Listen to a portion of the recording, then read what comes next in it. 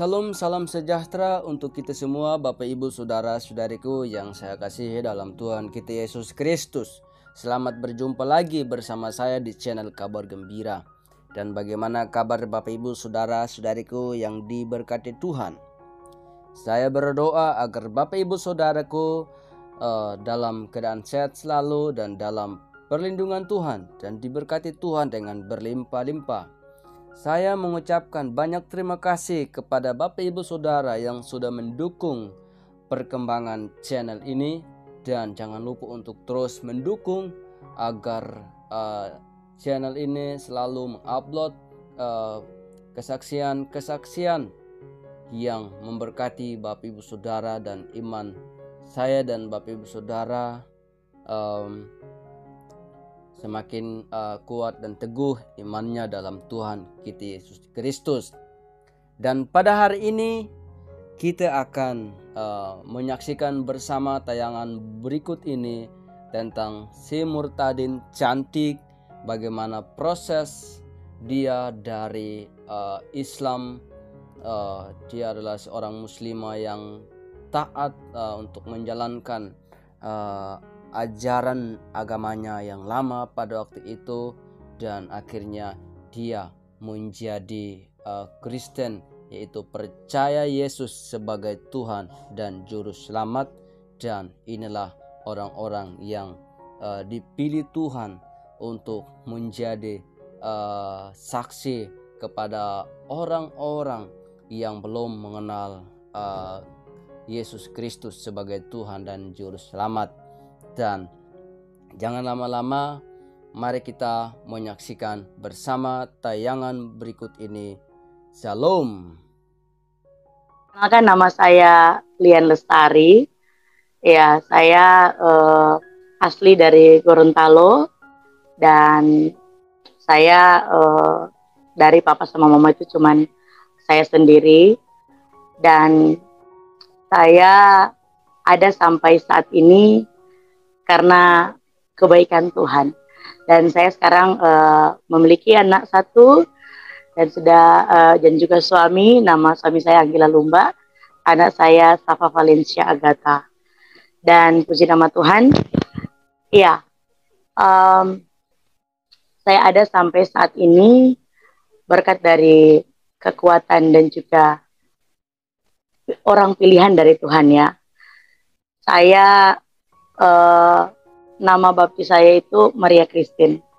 Jadi kalau berbicara soal nama baptis, berarti saya bukanlah orang asli Kristen, ya, tetapi saya berasal dari, dulunya adalah seorang muslimah, seorang yang sangat begitu taat dengan perintah Tuhan, ya, perintah Tuhan saya. Saya adalah wanita yang menutupi segala bagian tubuh saya dari atas sampai dengan kaki. Saya adalah orang yang dulu pernah nyantren juga di pesantren. Jadi saya paham betul tentang keyakinan saya yang lama. Kenapa saya ada sampai saat ini? Kenapa saya bisa beranjak? Kenapa saya bisa mengenal Tuhan Yesus? 2013 tahun 2013 yang lalu, saya berjumpa pribadi dengan Tuhan melalui mimpi saya, ya. Melalui mimpi saya itu ada 2 kali, ya. Mimpi pertama itu sosok, saya merindukan sosok ini di hari-hari ini sebenarnya. Jadi sosok ini adalah dia memakai pakaian putih dengan tudung yang putih juga, dengan sangat besar cahaya di belakangnya. Kemudian dia letakkan cahaya di tangan kanannya di kepala saya. Ketika saya bangun dari mimpi ini, saya merasakan, yang saya rasakan adalah sukacita, bahagia, adem ayem gitu, ya. Jadi adem, tenang gitu. Tapi beberapa hari kemudian saya saya tidak menghiraukan mimpi itu. Tetapi ketika 2 minggu kemudian ya, ada selang seminggu, udah 2 minggu itu datang lagi, tapi ngeletakin cahaya itu di seluruh tubuh. Ketika saya bangun dari mimpi itu, gemeterannya, kenapa? Karena campur aduk dari sukacita, kemudian kecewa, sakit hati, semuanya perasaan itu campur aduk. Jadi waktu itu saya flashback lagi, loh kok waktu mimpi pertama kok saya merasakan ketenangan, tapi ini yang kedua kok kayak campur aduk perasaan gitu. Tetapi sejenak saya berpikir seperti itu, saya melupakan lagi mimpi itu. Jadi saya masih ke Surabaya, 2013 itu saya ke Surabaya. Saya di sana menghafal Quran, kemudian nyantren ya ke Surabaya ya, Desa Temboro namanya. Jadi saya ke sana masih mendalami lagi ajaran-ajaran yang saya tekuni gitu kan. Nah, ketika 2016 saya balik, tapi saya balik masih mampir dulu di Palu di orang tua saya. Jadi kenapa papa di Gorontalo, mama di Palu? Jadi saya masih kecil itu masih sekitaran usia 4 atau 6 sampai 6 tahun ya. Sekitaran tahun-tahun gitulah. Papa sama mama saya itu pisah. Pisah artinya bercerai ya. Bercerai mungkin karena keegoisan satu sama lain atau seperti apa juga saya juga nggak tahu. Jadi mama di Palu dan nikah lagi, dan juga papa udah nikah lagi. Jadi saya dari Palu itu saya dari Surabaya saya ke Palu dulu sama mama, kemudian saya ke Gorontalo. Jadi ketika saya di Gorontalo masih melakukan aktivitas seperti biasa ya, sebagai anak, sebagai ya. Jadi di tahun 2016 itu saya ingat betul ya, ketika saya menjadi penginisiatif acara reuni akbar di SMP ya, itu the first time itu reuni akbar itu dilaksanakan di kampung saya ya, Gentumaraya. Jadi the first time saya menjadi penginisiatif, saya bilang kenapa nggak bikin gitu kan, kenapa kita nggak bikin supaya kita bisa reunian gitu. Nah, di sela-sela itu ya, namanya reunian pasti ada yang saudara-saudara kita yang ya dari Kristen, dari Islam dan semuanya gitu, pasti ada. Saking sibuknya ngurus ya, sampai saya merasa capek, lelah di 2016 ya, tahun 2016. Nah, ketika saya dalam keadaan lelah, dengan spontan saya berkata, Tuhan saya capek, mau istirahat gitu. Nggak ngomong itu bahwa saya sebut Allah dan semuanya, enggak. Jadi saya bilang, Tuhan saya capek, saya ngantuk, saya mau tidur. Di tidurnya saya itu kaget gitu, kaget langsung buka mata, penampakan yang sama di mimpi saya. Itu cahayanya luar biasa dengan tudungnya yang putih ya, datang. Saking besar cahayanya di belakangnya, itu nggak kelihatan wajahnya. Didorong, jadi kuat gitu, ada hembusan angin. Jadi ketika saya lihat, kedipan mata kedua, hilang lagi gitu. Dan itu ada datang seminggu 4-5 kali datang.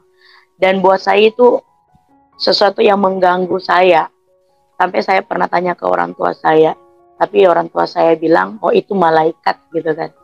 Oke, siaplah gitu. Jadi sembari berjalan, ketika saya sedang mengurus daripada reuni ini, bertemulah saya dengan teman saya gitu kan, dengan teman saya namanya Frankie, sama Bapak Frankie. Jadi ketemu sama namanya Frankie, teman saya namanya Frankie, itu kakak satu tingkat saya. Jadi saya ke rumahnya karena dia waktu itu saya pilih dia sebagai bukan bendahara, tapi yang mengelola keuangan daripada acara reuni akbar ini. Jadi saya ke rumahnya, tiba-tiba saya lihat di rumahnya itu ada gambar yang mirip sekali dengan apa yang saya lihat gitu. Jadi saya waktu tanya, Ki, itu siapa gitu kan. Jadi dia bilang begini, oh itu Tuhan saya. Waktu saya ngeledekin, loh Tuhan kamu kok bisa digambar ya. Kok Tuhan kamu bisa ada di gambar, bisa ada fotonya gitu. Kalau Tuhan saya mah enggak gitu, tulisan doang gitu. Kok bisa ya Tuhan kamu, enak kali gitu, kamu udah bisa lihat wajah Tuhan gitu. Tapi karena dia ya mungkin ya orang mengasihi dan penuh kesabaran, dia bilang iya itu gambar doang gitu kan, kayak gitu. Dan akhirnya saya sharing, saya cerita gitu, sampai dia bilang itu panggilan kayaknya gitu kan. Saya bilang panggilan apa gitu, saya kan nggak pernah ngerti dengan keadaan itu, dengan seperti kayak begituan. Jadi akhirnya pergilah saya di salah satu pastori organisasi gereja. Saya pergi dalam keadaannya dengan pakaian saya yang muslimah. Saya pergi, kemudian ketakutanlah gembala ini, pemimpin salah satu organisasi gereja ini, dia ketakutan. Dia bilang, kenapa kamu bisa ke sini? Gitu, karena memang saya di situ keluarga besar. Saya di kampung itu keluarga besar, 80% itu kita keluarga besar di situ. Dan ya keluarga pejabat juga. Jadi ketakutannya karena saya masuk ke dalam pastori. Saya bilang saya mau nanya, saya sharing. Kemudian saya cuma cepat-cepat diberikan satu Alkitab kecil yang perjanjian baru, Mazmur dan Amsal. Saya bilang begini, Bu, saya nggak butuh ini. Saya mau nanya sosok itu siapa gitu. Itu siapa gitu yang muncul ke saya gitu. Cuman dia bilang, itu panggilan kamu. Itu Tuhan. Saya bilang, Tuhan. Gitu kan. Coba kamu baca ini. Jadi waktu itu saya baca sembunyi-sembunyi ya. Saya baca, tapi saya penasaran gitu. Saya nggak butuh ini. Ngapain saya butuh ini gitu. Saya butuh yang sosoknya ini siapa gitu kan. Akhirnya nggak puas saya cari di situ. Sampai memang waktu itu saya diusir gitu sama pemimpin salah satu organisasi gereja. Cepat kamu pergi, kamu itu bom waktu. Saya bilang bom waktu apaan gitu kan. Ya kamu itu bom waktu, sekali waktu kamu pasti ketahuan juga. Iya, oke saya keluar. Saya baca pelan-pelan ini Alkitab, tapi saya nggak butuh ini sampai saya sharing dengan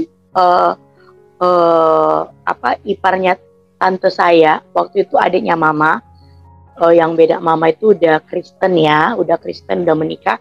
Kemudian adik ipar ya itu pendeta. Jadi udah saya ngobrol aja, saya sharing gitu. Sampai akhirnya saya dikasih nomor telepon tante saya. Ya udah saya sharing aja gitu kan. Saya sharing aja gitu sampai ada salah satu pendeta yang bilang, kamu mau nggak gitu. Mau apa nih? Ngilangin penasarannya kamu soal sosok itu. Saya bilang mau. Mau nggak dibaptis gitu. Saya bilang baptis itu apa? Ya kamu itu dipermandikan kayak gitu. Saya bilang permandikan gimana? Pokoknya cuman di ini aja gitu kan, cuman dibaptis aja. Saya bilang oke lah gitu, yang penting jawab, yang penting rasa penasaran saya itu kejawab gitu kan. Oke, gitu, saya mau. Tetapi ketika saya mau mengambil langkah ini, istilahnya saya ikut ya, harus ikut karena memang penasaran sayanya. Ini nggak hilang-hilang gitu. 1 minggu ada 4-5 kali gitu datang ini sosoknya. Jadi ikutin aja gitu, ikutin sampai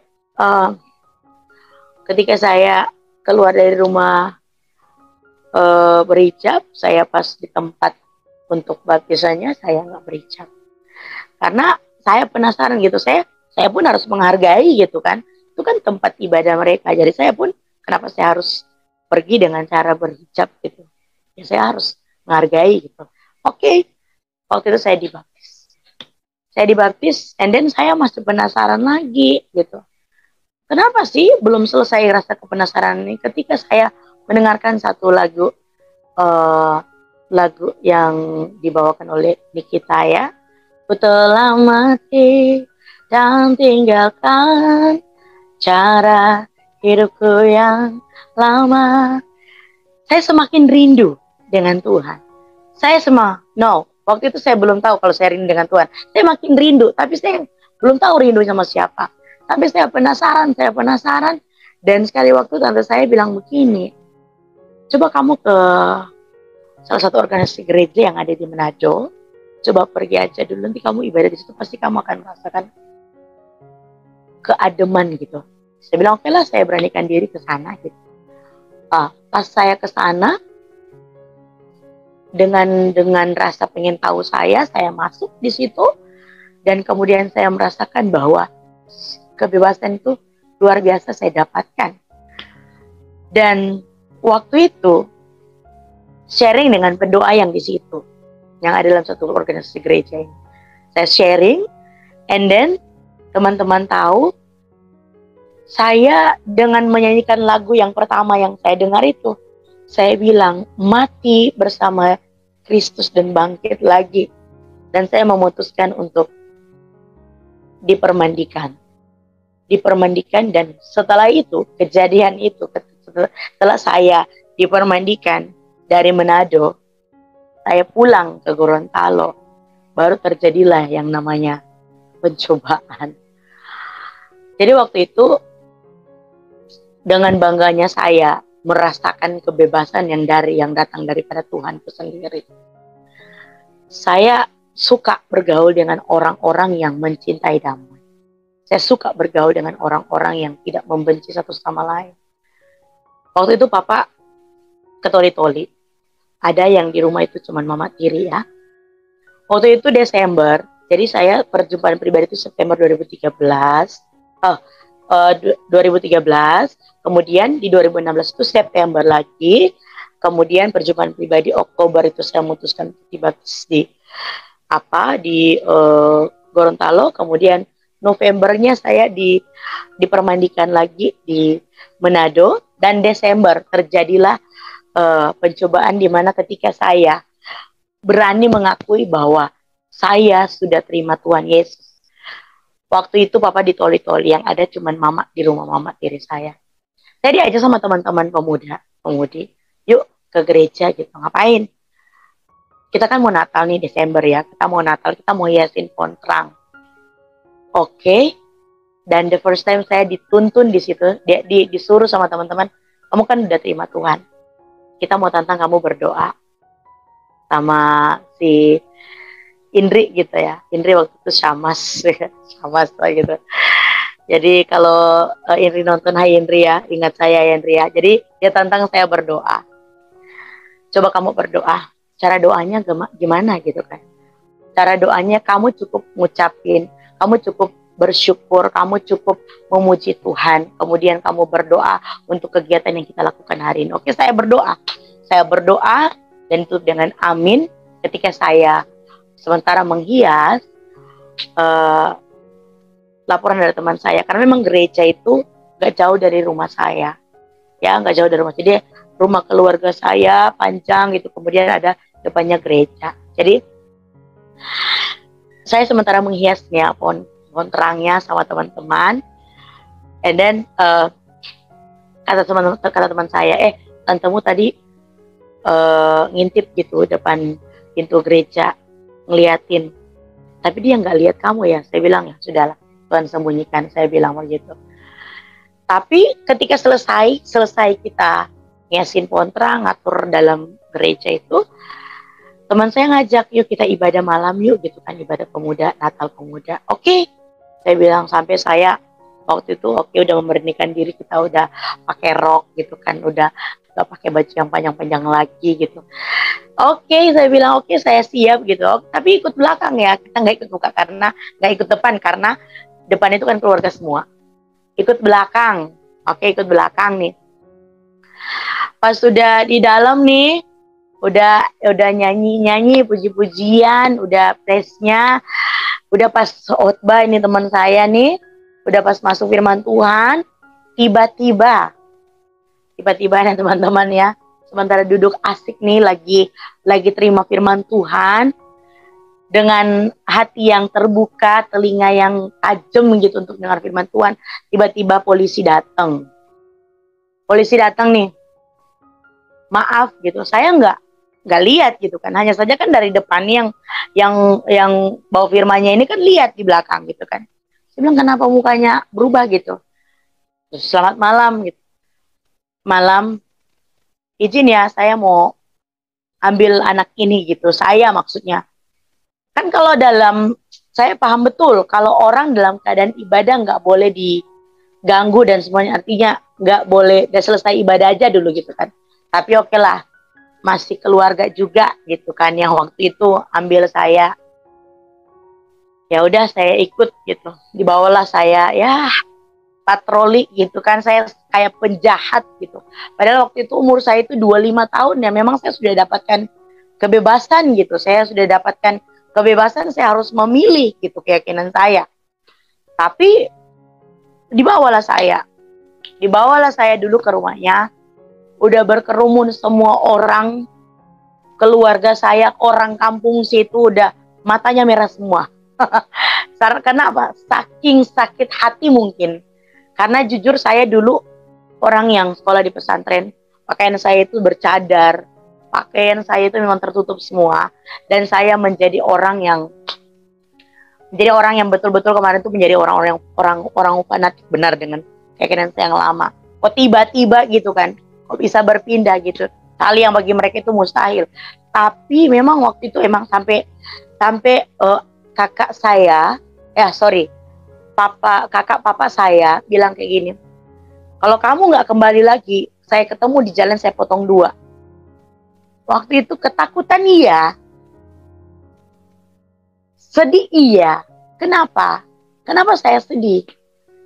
Sendiri loh coy gitu kan. Takut iya sendiri loh gitu.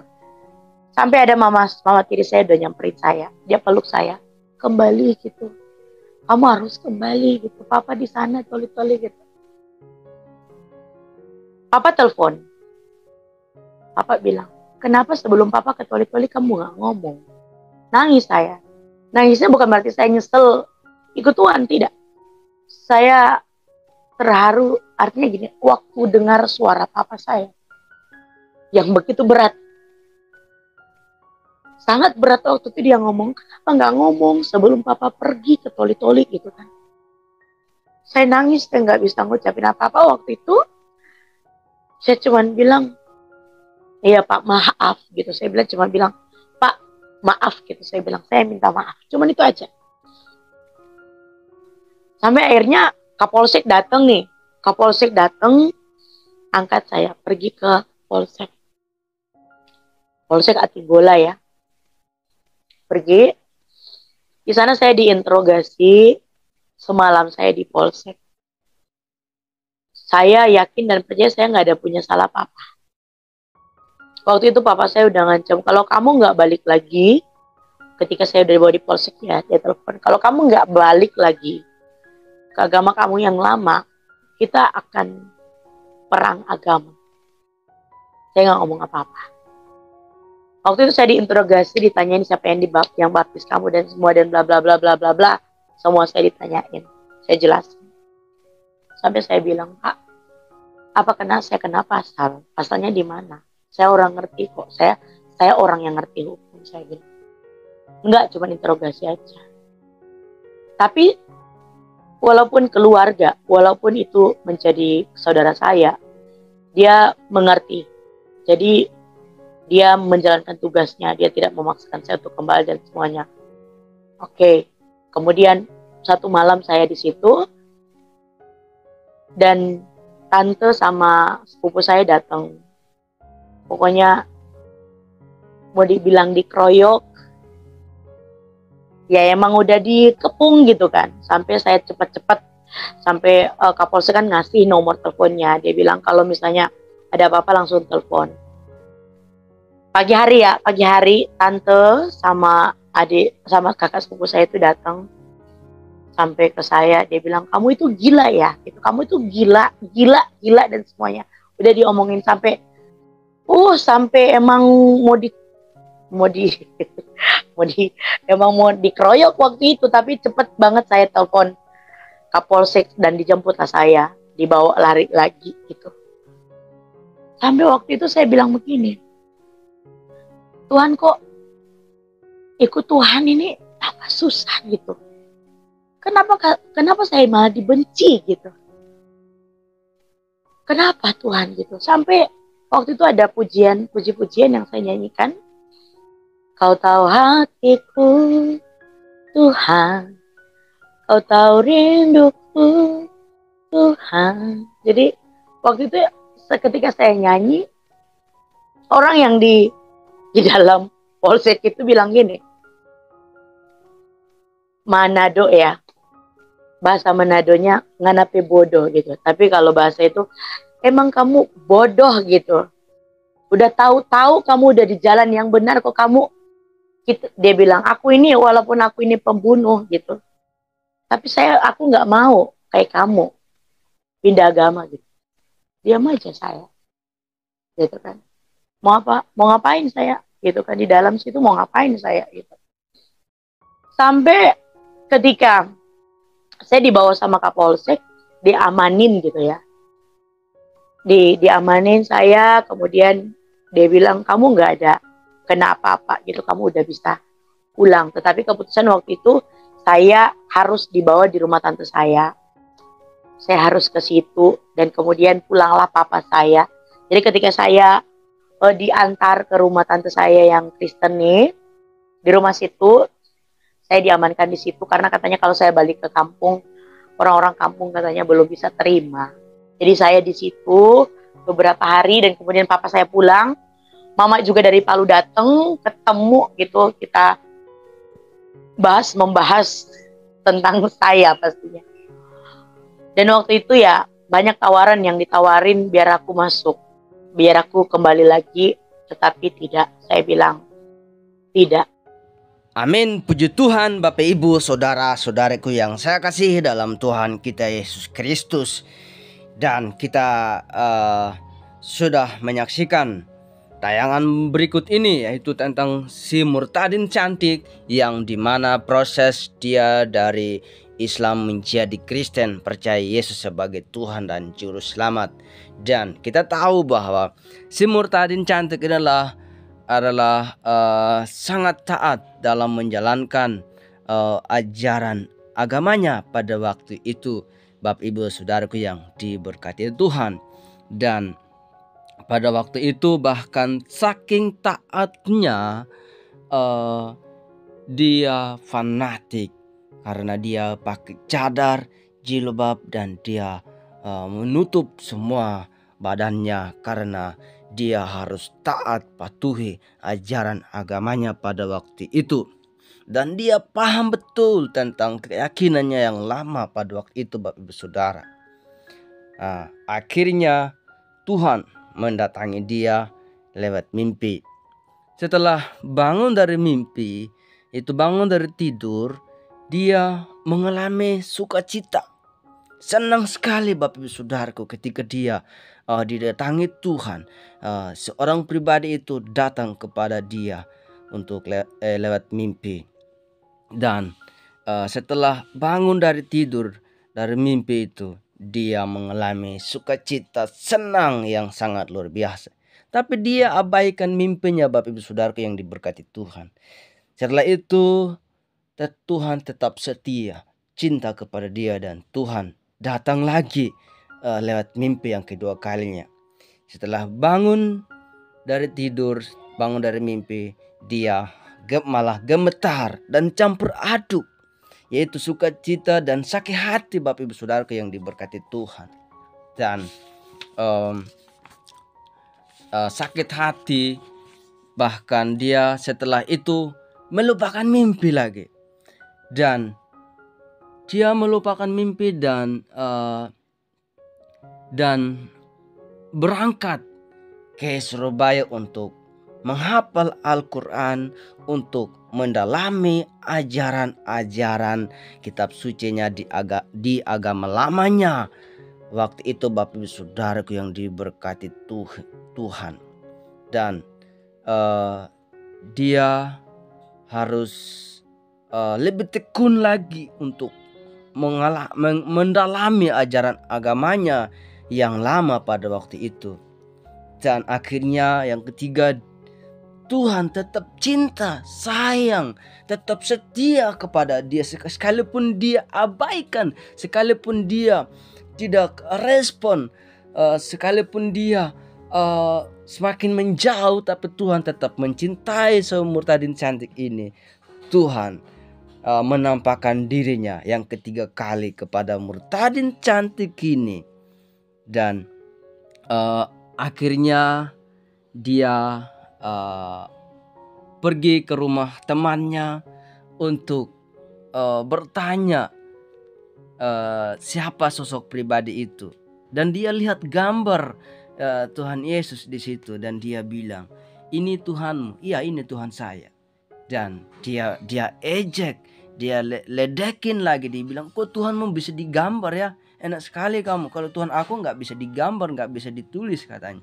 Ya memang Bapak Ibu Saudaraku, itu gambar gambar Tuhan Yesus itu memang bukan itu diperagakan, tapi itu memang itu Tuhan Yesus, persis Tuhan Yesus gambarnya. Jadi itu diperagakan. Jadi dia ledak-ledakin Bapak Ibu Saudara temannya. Dan kemudian dia bertanya lagi tentang sosok pribadi itu karena dia penasaran. Ya saking penasarannya akhirnya dia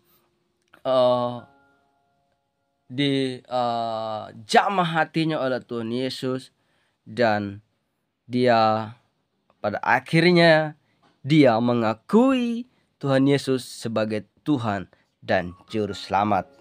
Dan dia jadi Kristen, percaya Yesus Kristus sebagai Tuhan dan Juru Selamat. Sehingga sampai saat ini Bapak Ibu Saudara-saudariku yang saya kasihi dalam Tuhan kita Yesus Kristus. Dan setelah itu dia pergi ibadah di gereja. Ini tantangan yang dia hadapi Bapak Ibu Saudaraku, yang dimana orang yang mengikuti Yesus harus pikul salibnya sendiri, harus siap menerima beban berat apapun itu. Tapi ingat bahwa di balik itu sukacita akan mengalir nanti. Dan setelah itu dia pergi ibadah di gereja. Dia malah didatangi polisi sebelum selesai ibadah itu, dan diangkut untuk dipulangkan dari gereja Bapak Ibu Saudaraku. Dan dia pulangkan dan dia diinterogasi, diancam oleh papanya. "Kenapa kamu jadi Kristen? Kenapa kamu beda keyakinan?" Dan akhirnya dia diinterogasi oleh keluarganya. Mereka betapa bencinya. Mereka ancam lagi. Diancam oleh papanya dan dikepung untuk dikeroyok, dimarahin, dibilangin gila, dibilangin bodoh, dan bahkan sangat dibenci oleh keluarganya Bapak Saudara karena pindah keyakinan. Dan setelah semuanya itu dia dibujuk lagi, ditawarin untuk berbalik ke agama yang lama. Tapi puji Tuhan Bapak Ibu Saudaraku, dia memutuskan untuk tidak mau untuk kembali kepada agama yang lama. Sebab dia udah tahu siapa sosok pribadi itu, yaitu Yesus Kristus sebagai Tuhan dan Juru Selamat. Dia adalah Tuhan. Dia udah tahu bahwa kepastian untuk masuk surga hanya melalui Yesus Kristus. Dan sehingga sampai saat ini dia mengatakan bahwa orang Kristen yang meninggalkan Tuhan Yesus, yang jual Tuhan Yesus, itu bodoh katanya. Jadi sungguh luar biasa Bapak Ibu Saudaraku. Dan saya akan membaca sedikit firman yang menguatkan saya dan Bapak Ibu Saudaraku yang diberkati Tuhan. Di Yohanes pasal 15 ayat 16 di sini bahwa, "Bukan kamu yang memilih aku, tetapi akulah yang memilih kamu. Dan aku telah menetapkan kamu supaya kamu pergi dan menghasilkan buah, dan buahmu itu tetap, supaya apa yang kamu minta kepada Bapa dalam namaku diberikannya kepadamu." Jadi firman ini kita tahu bahwa si Murtadin cantik ini adalah orang yang dipilih Tuhan, orang yang sudah dikasihi Tuhan. Sekalipun dia tidak setia, abaikan mimpi itu, tapi Tuhan tetap setia, sayang kepada dia, sehingga Tuhan terus menerus datangi dia lewat mimpi dan penglihatan. Dan memang kita tahu bahwa beberapa rasul, beberapa orang ada yang percaya Tuhan lewat mimpi, lewat penglihatan, dan lewat mujizat yang Tuhan Yesus lakukan, Bapak Ibu Saudaraku yang diberkati Tuhan. Dan di Matius pasal 16 ayat 24 di sini mengatakan bahwa lalu Yesus berkata kepada murid-muridnya, setiap orang yang mau mengikut aku, ia harus menyangkal dirinya, memikul salibnya, dan mengikut aku. Karena barang siapa mau menyelamatkan nyawanya, ia akan kehilangan nyawanya. Tetapi barang siapa kehilangan nyawanya karena aku, ia akan memperolehnya. Apa gunanya seorang memperoleh seluruh dunia tetapi kehilangan nyawanya? Dan apakah yang dapat diberikannya sebagai ganti nyawanya? Sebab Anak Manusia akan datang dalam kemuliaan Bapanya, diiringi malaikat-malaikatnya. Pada waktu itu ia akan membalas setiap orang menurut perbuatannya. Aku berkata kepadamu, sesungguhnya di antara orang yang hadir di sini ada yang tidak akan mati sebelum mereka melihat Anak Manusia datang sebagai Raja dalam kerajaannya. Demikian jauhlah firman Tuhan, Bapak Ibu Saudaraku yang diberkati Tuhan. Di sini udah jelas bahwa di ayat 24 di sini bagian B-nya, setiap orang yang mau mengikut aku, ia harus menyangkal dirinya, memikul salibnya, dan mengikut aku. Karena barang siapa mau menyelamatkan nyawanya, ia akan kehilangan nyawanya. Tetapi barang siapa kehilangan nyawanya karena aku, ia akan memperolehnya. Jadi Bapak Ibu Saudaraku yang diberkati Tuhan, ketika kita mempercayai Yesus sebagai Tuhan dan Juru Selamat, kita harus siap memikul salib, mengikut Dia, harus menyangkal diri, memikul salib dan mengikut Dia. Yang artinya bahwa beban pasti ada, tantangan pasti. Kita pasti dicaci maki, kita pasti dibenci, dihina, dikata-katain, dan lain sebagainya. Tetapi ingat Bapak Ibu Saudaraku yang diberkati Tuhan, bahwa di balik itu pasti kita akan mengalami sukacita yang melimpah, damai sejahtera yang melimpah, kegembiraan yang melimpah, dan kehidupan kekal yang pasti kita dapat di dalam Yesus Kristus sebagai Tuhan dan Juru Selamat. Untuk itu, saya mengajak untuk Bapak Ibu Saudaraku yang diberkati Tuhan, agar terus kita berpegang teguh kepada kebenaran firman Tuhan. Sebab hanya di dalam Yesus ada kepastian, hanya di dalam Yesus kita mendapatkan sukacita dan kita memperoleh kehidupan yang kekal. Jadi memang benar apa yang dikatakan oleh si Murtadin cantik ini, bahwa orang Kristen yang meninggalkan Yesus itu adalah bodoh. Orang Kristen yang menjual Yesus adalah orang bodoh. Jadi untuk itu Bapak Ibu Saudaraku yang diberkati Tuhan, kita jangan kalah dengan orang-orang yang baru mengenal Yesus. Yang artinya bahwa kita harus belajar tentang firman Tuhan supaya kita hidup dalam kebenarannya.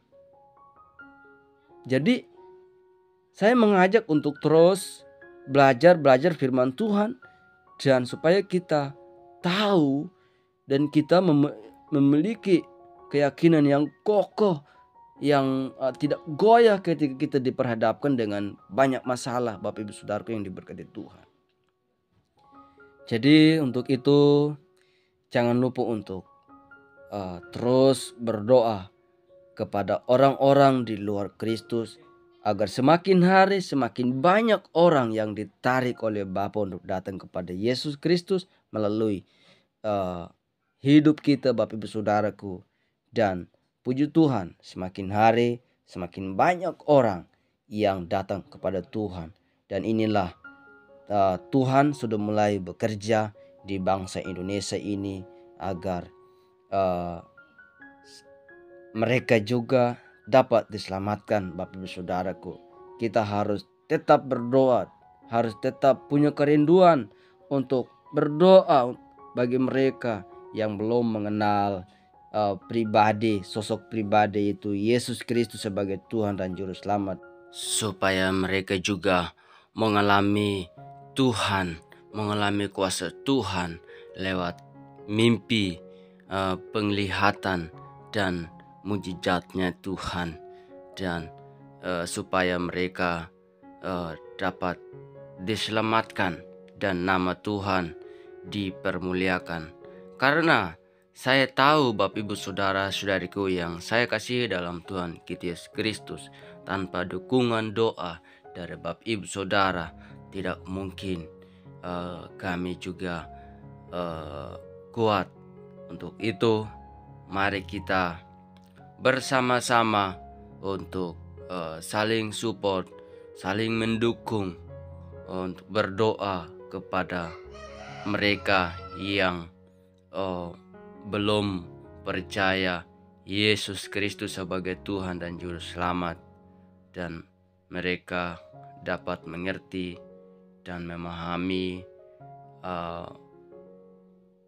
maksudnya Tuhan dalam kehidupan manusia ini yang berdosa. Sebab Tuhan lahir, mati, dan bangkit untuk menyelamatkan manusia, demi menyelamatkan manusia dari dosa.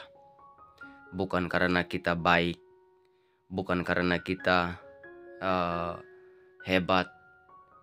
Tidak sama sekali Bapak Ibu Saudaraku yang diberkati Tuhan. Tetapi karena kasih-Nya yang sangat-sangat besar, yang tidak bisa diukur untuk kita ini yang berdosa, sehingga Tuhan rela mati demi menyelamatkan kita. Karena mengasihi, karena berdasarkan kasih. Itu Tuhan kita, ajarannya penuh dengan kasih, melimpah dengan kasih, Bapak Ibu Saudaraku yang diberkati Tuhan.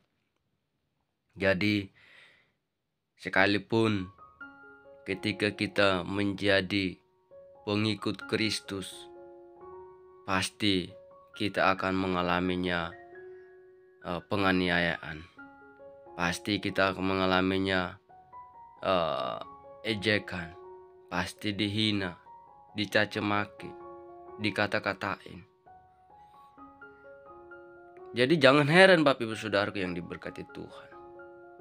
Sebab Tuhan sudah dahulu mengalaminya. Apalagi kita manusia biasa. Untuk itu Tuhan bilang harus siap pikul salibmu sendiri. Jadi artinya bahwa kita harus siap menanggung beban berat. Harus siap menerima tantangan. Sebab ketika kita menerima tantangan, di balik itu kita akan mengalami kelegaan, yaitu sukacita yang melimpah, damai sejahtera yang melimpah, dan pastinya kita memperoleh kehidupan yang kekal di dalam surga. Seperti itu. Jadi untuk Bapak Ibu Saudara yang sudah mendukung perkembangan channel ini dengan like, comment, subscribe, dan share kepada teman-teman Bapak Ibu Saudara, saya mengucapkan banyak-banyak terima kasih. Dan jangan lupa untuk terus mendukung perkembangan channel ini. Dan Bapak Ibu Saudara, saya hanya bisa berdoa agar diberkati dengan berlimpah-limpah 2 kali lipat dari apa yang sudah berikan kepada saya lewat channel ini, yaitu lewat komen, like, subscribe. Saya sudah sangat bersyukur Bapak Ibu Saudaraku. Jadi saya hanya bisa berdoa bagi yang belum juga like, komen, subscribe. Saya berdoa agar diberkati, dijaga, dipelihara oleh Tuhan, dibimbing, dituntun ke jalan yang benar, dan nama Tuhan dipermuliakan, diagungkan, ditinggikan. Sebab hanya Yesus, hanya Tuhan Yesus yang layak disembah, yang layak ditinggikan, yang layak diagungkan, disanjung tinggi. Tidak ada yang lain, Bapak Ibu Saudaraku yang diberkati Tuhan. Untuk itu, saya mengajak sekali lagi untuk kita semua membaca, merenungkan firman Tuhan dan melakukannya dalam kehidupan kita, agar kita tetap hidup dalam kebenaran firman Tuhan. Karena tanpa kebenaran firman Tuhan, kita tidak bisa berjalan sendiri. Tanpa Tuhan kita nggak bisa berbuat apa-apa. Untuk itu serahkanlah semuanya sama Tuhan. Jangan lari kepada dukun, Bapak Ibu Saudaraku. Jangan lari kepada sesama manusia yang memiliki obat kekuatan dunia ini. Kalau di dalam Tuhan, sesuatu yang membuat bangga-banggakan, di dalam Tuhan pasti hilang. Jadi jangan sekali-sekali meninggalkan Tuhan Yesus. Tapi bagaimana cara supaya iman kita tetap kuat? Yaitu harus tetap berdoa, membaca firman, merenungkan firman, melakukan firman.